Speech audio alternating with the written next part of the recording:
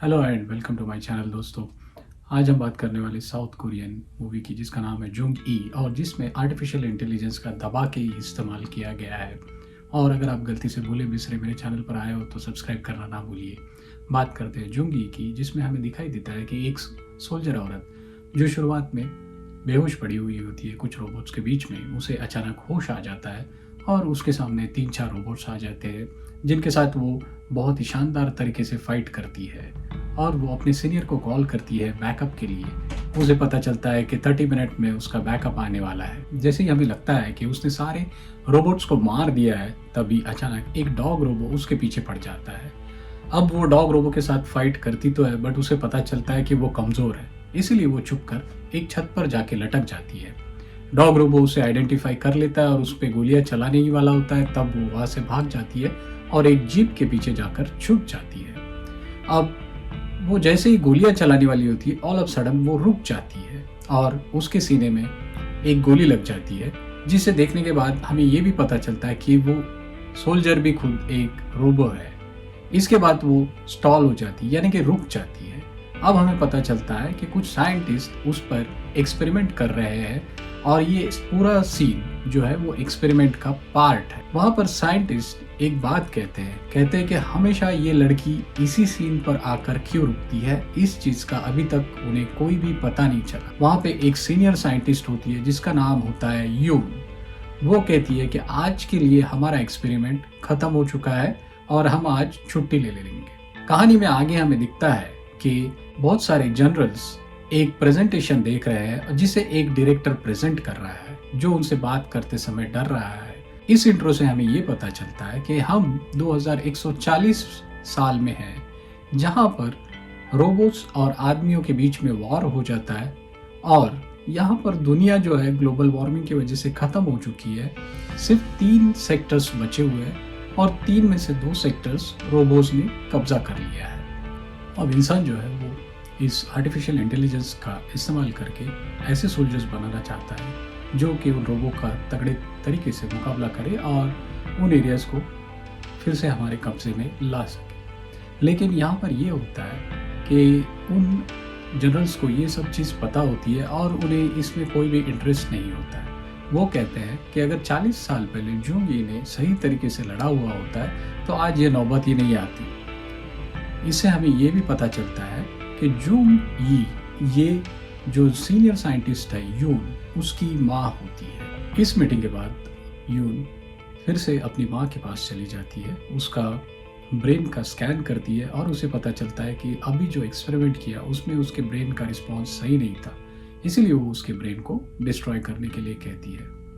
तब हमें पता चलता है कि ये लोग आर्टिफिशियल इंटेलिजेंस का इस्तेमाल करके ब्रेन का रेप्लिकेशन बनाते हैं और तरह तरह के एक्सपेरिमेंट करते हैं। यून अपने छाती में दर्द हो रहा होता है, इसीलिए डॉक्टर के पास जाती है और डॉक्टर उससे कहता है कि उसके लंग्स में बीमारी बुरी तरह फैल चुकी है और वो ज़्यादा से ज़्यादा 3 महीने तक ही जी सकती है। जब यून डॉक्टर के पास से चली जाती है तब हमें और एक बात का पता चलता है कि उसने जिस डॉक्टर से बात की वो भी एक रोबो है और उसने भी उसकी ब्रेन की रेप्लिकास करवाई है। यून जब घर जा रही होती है तब हमें फ्लैशबैक दिखाई देता है जिसमें यून एक छोटी बच्ची होती है, उसके लंग्स में इन्फेक्शन होने की वजह से उसका ऑपरेशन हो रहा होता है और उसकी माँ जुंग ई वॉर पे जा रही होती है और वो कहती है कि ऑपरेशन के बाद उसे मिलेगी। लेकिन ऑपरेशन के बाद हमें ये पता चलता है कि उसकी माँ वॉर के दौरान जख्मी हो गई है और एक कंपनी के लोगों ने उसके दादी के साथ एग्रीमेंट कर लिया है जिसमें उसकी माँ के ब्रेन का रेप्लिका बनाया जाएगा और तरीके के एक्सपेरिमेंट करेंगे और इसके बदले में वो कंपनी यून की ज़िंदगी भर का ख्याल रखेगी, उसे पढ़ाएगी लिखाएगी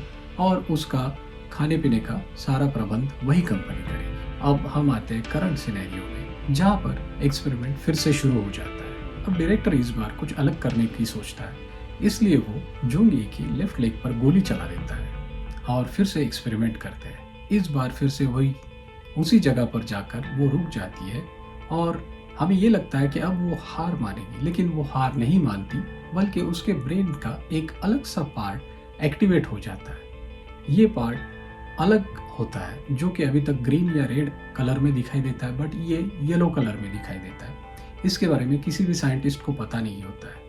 तभी डायरेक्टर उस पार्ट के एक्टिवेशन के बाद इस एक्सपेरिमेंट को रोकने के लिए कहता है, बट उसी समय एक गोली आकर जूंग ई के दिमाग में लगती है और ब्रेन डिस्ट्रॉय हो जाता है। एक दिन डायरेक्टर अपने सारी टीम के साथ चेयरमैन को मिलने जाता है, जिसमें यह आर्टिफिशियल इंटेलिजेंस में इन्वेस्टमेंट किया है। चेयरमैन बिजी होता है तो वो उससे मिलता नहीं, बट वो कहता है कि वो अगले हफ्ते मिलेगा। एक हफ्ते बाद चेयरमैन उनके ऑफिस में विजिट देने आता है, यून को और डायरेक्टर को मिलता है। तब हमें ये भी पता चलता है कि डायरेक्टर भी एक रोबो है। चेयरमैन यून को ये बताता है कि अब वॉर सिचुएशन खत्म होने वाली है और गोइंग फॉरवर्ड हमें ये आर्टिफिशियल इंटेलिजेंस का इस्तेमाल फाइटिंग रोबो के लिए नहीं कर सकते।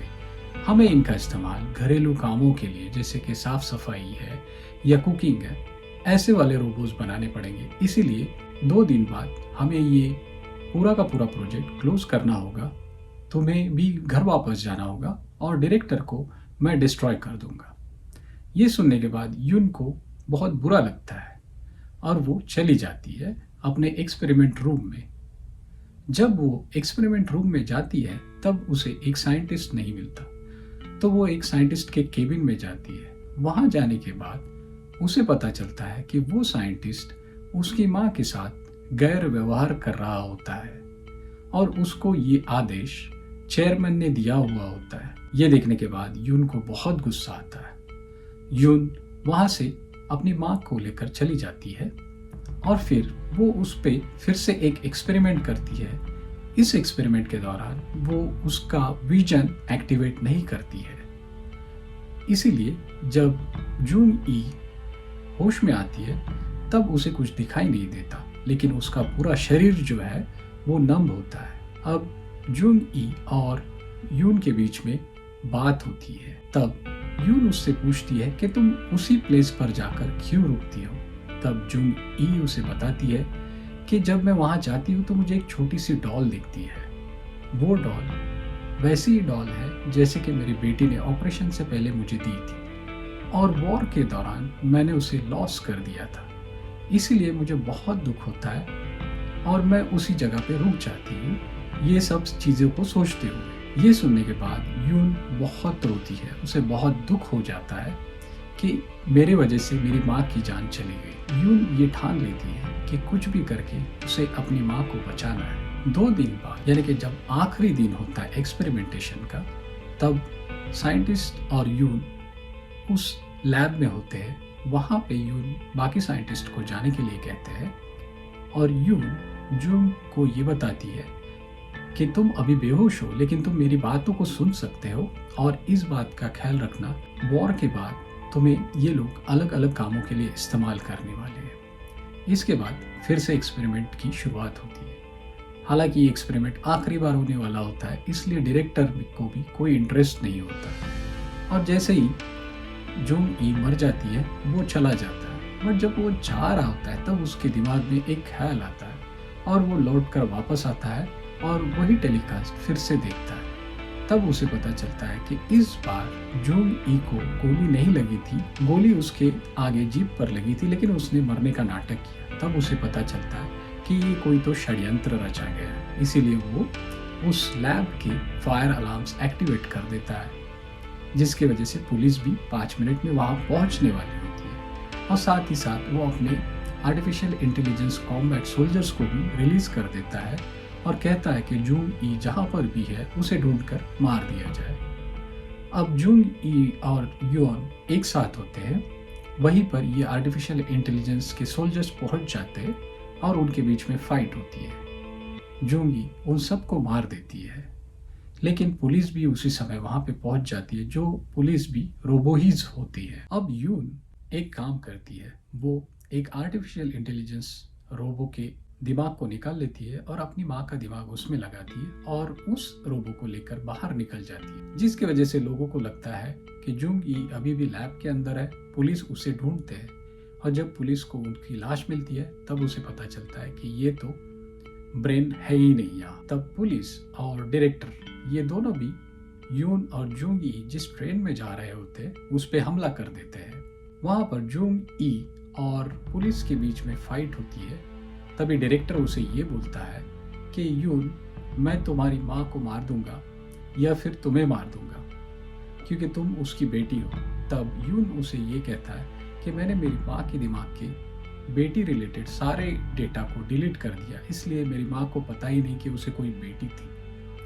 अब इसके बाद डायरेक्टर को भी जूंग ई मार देती है, बट उसी दौरान एक गोली यून को लग जाती है। यून मरने ही वाली होती है, इसीलिए वो अपने माँ को कहती है कि तुम यहाँ से चली जाओ हमेशा हमेशा के लिए। अब जूंग ई भी वहाँ से निकल जाती है और आज़ाद हो जाती है। तो दोस्तों, कैसे लगा आपको मेरा ये मूवी का एक्सप्लेनेशन? अगर आपको अच्छा लगा हो तो लाइक शेयर सब्सक्राइब ज़रूर कीजिए। Thank you very much.